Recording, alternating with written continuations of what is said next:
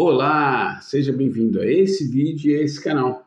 Se você clicou no play aí, é porque quer aprender um pouquinho mais sobre a doutrina dos espíritos, sobre o espiritismo. E aqui nesse trabalho, nesse vídeo, nesse instante, estamos aprendendo mais sobre ela através da obra O que é o Espiritismo, escrita por Allan Kardec. Mas antes disso, esse momento para mim é de alegria, é de felicidade, é de uma satisfação enorme, porque atingimos esta semana o número simbólico redondo de 10 mil views no canal, ou seja, em 2 anos e meio de trabalho aproximadamente, o primeiro vídeo foi postado em abril de 2020, em 2 anos e meio de trabalho, mais de 10 mil vezes, alguém, como você aí fez agora, clicou num play para assistir um dos vídeos postados aqui no canal. Mais de 200 inscritos a partir dessa semana passada também. 530 horas de exibição desse trabalho feito por mim, em conjunto com outras tantas pessoas que também colaboraram. Se você ver as várias playlists que tem no canal, você vai ver a participação de vários amigos e amigas ao longo desses 2 anos e meio. 189 vídeos postados, esse aqui é o vídeo número 190. É uma enorme satisfação para mim, eu faço com amor, com carinho, com dedicação, dentro daquilo que eu consigo contribuir, de tempo, de disponibilidade, de capacidade, de intelectual, de entendimento, mas eu não escondo de ninguém, eu estou aqui aprendendo. E aprendendo aquilo que me faz bem. É possível que do outro lado, isso também satisfaça outras pessoas que também se sintam bem em contato com essa doutrina. Ou em contato com a poesia, também tem muita poesia aqui nesse canal. Convido você a conhecer as outras playlists que tem aqui. Poesia espírita, poesia terrena, né, dos nossos poetas encarnados, e até minha, né? Até minha tem um pouquinho lá. Então, agradeço, é um momento de extrema gratidão. É mais um trabalho, e é assim que se deve comemorar trabalho. Como que se comemora trabalho? Com mais trabalho. Vamos seguir aqui com o estudo, mas fica a minha gratidão para todos vocês que em algum momento compartilharam comigo desses momentos. Foi uma ceia longa que continuará por muito tempo, onde compartilhamos o alimento para a alma, seja ela pela doutrina espírita, seja ela pela poesia. Ok? Chega de André, comemorações feitas, vamos ao trabalho. Diálogo com o sacerdote, ainda no primeiro capítulo do livro que é o Espiritismo. Esse aqui é o 8º vídeo dentro do diálogo com o sacerdote. Vamos trabalhar hoje 2 questões desse texto. Perguntinha do padre. Creio que certos pontos da doutrina católica são contestados pelos espíritos que considerais superiores. Supondo, mesmo que esses princípios sejam errôneos, poderá tal crença, segundo a opinião dos ditos espíritos, ser prejudicial à salvação daqueles que, errando ou acertando, a consideram artigo de fé e a praticam? Pergunta interessante do padre, hein? Olha só, ele até abre humildemente uma possibilidade para um padre, né, assumir que a Igreja Católica ou a doutrina católica tem alguns equívocos. Então, resumindo, ele parte do princípio que espíritos superiores podem vir a criticar pontos da doutrina católica. Segundo ponto, então vamos partir do princípio que eles estejam certos, os espíritos, que tem alguma coisa errada na doutrina católica. Pode essa doutrina, com esses erros, prejudicar aquele que a pratica de coração, errando ou acertando, prejudica a salvação dele? Essa questão também é importante, porque parte-se do princípio que quem pratica os princípios daquela igreja, da Igreja Católica, tem a sua alma salva. Vamos lá para a resposta de Kardec.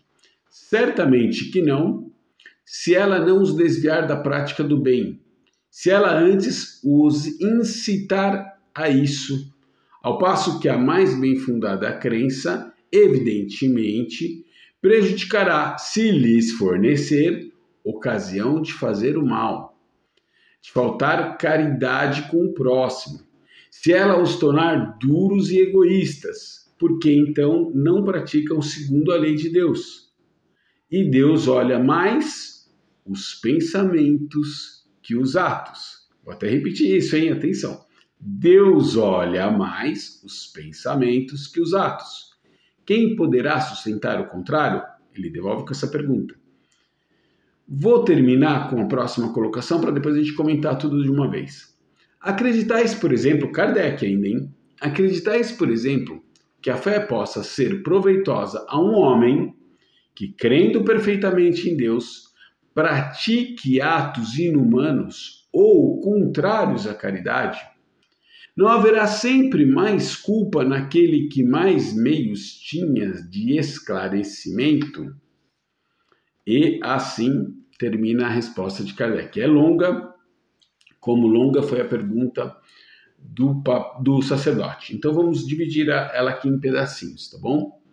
Certamente que não, se ela não os desviar da prática do bem, se ela antes os incitar a isso. Então, dentro da estrutura dos princípios católicos, nenhuma alma será perdida, essa é a resposta de Kardec, na verdade, no que a igreja propõe a eles e os motiva a praticar o bem e a caridade. Por quê? Porque isso está em conformidade com as leis de Deus. Então, se mesmo contendo erros, essa doutrina incentivou, motivou, proporcionou a essas pessoas praticarem a lei do amor, a caridade, joia, tá tudo bem. Agora, segunda parte da resposta. Se essa mesma igreja, se essa mesma doutrina católica oferecer ou fornecer ocasião de fazer o mal, de faltar à caridade, se essa doutrina torná-los duros ou egoístas, porque então não praticam segundo a lei de Deus, né? O duro e o egoísta é o contrário daquele que pratica a caridade. Aí sim é um problema. Por quê? Aí ele fala uma coisa tão legal, que eu repeti. Deus olha mais os pensamentos que os atos. Qual é a intenção dessa pessoa? Eu posso... Aliás, é isso que ele sustenta na segunda parte da resposta.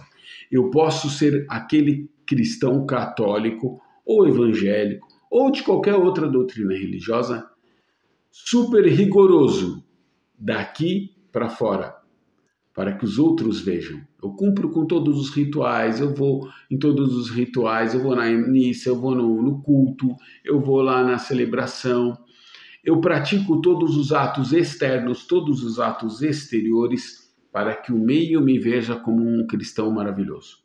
Mas, dentro de mim, eu não sou um cristão de verdade. Todos nós acreditamos em Jesus Cristo, certo? Aqui na doutrina espírita, a grande maioria também acredita. Mas uma coisa é eu acreditar em Jesus. Outra coisa é eu praticar os ensinamentos que ele trouxe. Que ensinamentos são esses? As leis de Deus. Lei do amor, caridade. Ele acabou de falar aqui. Então, tendo esse conhecimento, e é aí aqui na doutrina aí que bicho pega, porque o conhecimento nós temos, tendo esse conhecimento não posso mais agir, não posso, poder eu posso, mas não deveria mais agir em contrariedade dessas leis naturais, dessas leis divinas, dessas leis de Deus. É isso que ele fala aqui, principalmente na segunda metade. Acreditais, por exemplo, que a fé possa ser proveitosa a um homem que, crendo perfeitamente em Deus, pratique atos inumanos ou contrários à caridade? Pergunta de Kardec. Não haverá sempre mais culpa naquele que mais meios tinha de esclarecimento? E aí é quando eu comentei que para nós espíritas a coisa é um pouco mais complicada, porque quanto mais conhecimento nós temos, e nós temos acesso a muito conhecimento, maiores são as nossas responsabilidades para o meio em que vivemos e, claro, naturalmente, para conosco mesmo. A quem muito foi dado, muito será pedido. Agora, essa doutrina, historicamente falando, vamos falar da Igreja Católica, mas houveram conflitos também com os protestantes, ela incitou a praticar atos inumanos? Sim, incitou a praticar atos inumanos. Guerras foram promovidas em nome da Igreja Católica, em nome de Jesus, em nome de Deus? Sim, guerras foram promovidas usando esse pretexto para defender a Santa Igreja Católica Apostólica Romana. Foram. Então, há que se levar essas coisas em consideração. A religião não é perfeita. Não é. Principalmente por quê? Porque essa religião foi criada por homens. Jesus Cristo trouxe os ensinamentos. Quem criou as religiões foram os homens. Que homens? Homens imperfeitos, de uma terra imperfeita. Então, essa observação é importante que se faça. Não, mesmo sendo em nome da igreja, eu não posso fazer nada inumano. Mesmo sendo em nome de Deus, eu não posso fazer nada inumano, nada cruel contra um irmão meu. Não temos autorização para isso. A motivação está equivocada. Em nome de Deus não se faz nada contra o próximo. É impossível. Essa é a observação de Kardec aqui, nessa questão. Vamos para a próxima, segunda e última, hein? O padre, de novo, pergunta. Assim, o católico fervoroso que escrupulosamente cumpre com os deveres do seu culto não é censurado pelos espíritos? De novo, tem duas possibilidades na resposta, mas a pergunta agora é mais simples. Bom, o católico fervoroso que cumpre com seus deveres com escrúpulo, escrupulosamente, não é censurado pelos espíritos? Não, resposta de Kardec agora, não, se isso é para ele uma questão de consciência, se ele faz com sinceridade. Sim, 1000 vezes sim, se for hipócrita, se só tiver a piedade aparente. Os espíritos superiores, os encarregados do progresso da humanidade, declaram-se contra todos os abusos que podem retardar esse progresso, qualquer que seja a natureza deles e quaisquer que sejam os indivíduos ou as classes que deles se aproveitem. Ora, não se pode negar que a religião nem sempre esteve isenta de abusos. Se entre seus ministros há muitos que desempenham sua missão com devotamento inteiramente cristão, que a fazem grande, bela e respeitável, convereis que nem todos assim sempre compreenderam a santidade do seu ministério. Os espíritos combatem o mal onde quer que ele se ache, mas assinalar os abusos da religião será atacá-la? A doutrina não tem inimigos piores que aqueles que defendem esses abusos. Abusos que fazem nascer o pensamento de poder ser ela substituída por outra melhor. Se a religião corresse qualquer perigo, deveria a responsabilidade cair sobre os que dão dela falsa ideia, transformando-a em arena de paixões humanas e explorando-a em proveito da sua ambição. Fim do texto com Kardec. Vamos comentar um pouquinho.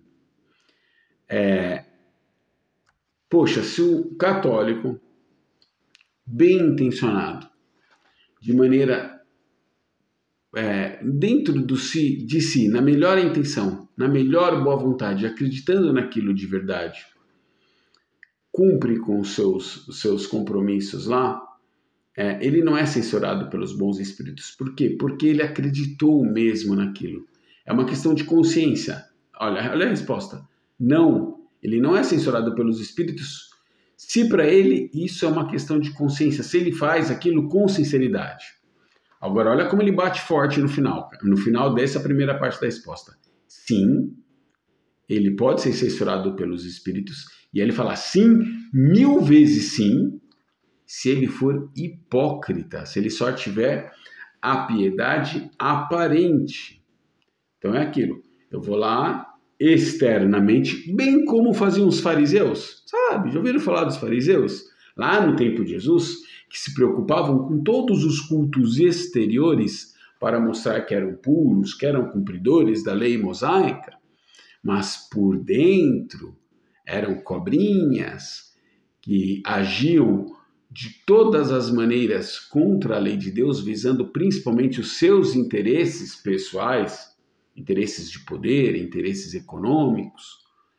Eles queriam liderar aquele povo e faziam tudo para atender à vontade deles, daquele clero, do sinédrio. Os fariseus daquela época, nesse comportamento, hoje nós encontramos vários. E aí Kardec provoca um pouquinho aqui. Ele fala o seguinte, ele fala, os espíritos superiores são contra tudo aquilo que impede o progresso. Ora, se você usar a igreja, usar a religião para impedir o progresso, sim, tem censura desses espíritos superiores. Mas não é que é um julgamento. Eles apontam os equívocos. O problema todo está justamente na consciência de quem faz. Na consciência. O principal juiz dos nossos atos é a nossa própria consciência. Sempre foi. E sempre será. Não tem ninguém, principalmente o espírito superior, não está apontando o dedo para a gente e mostrando os nossos defeitos. Eles nos abrem o conhecimento para que nós nos bebamos dessa fonte e a gente mesmo percebe os nossos equívocos.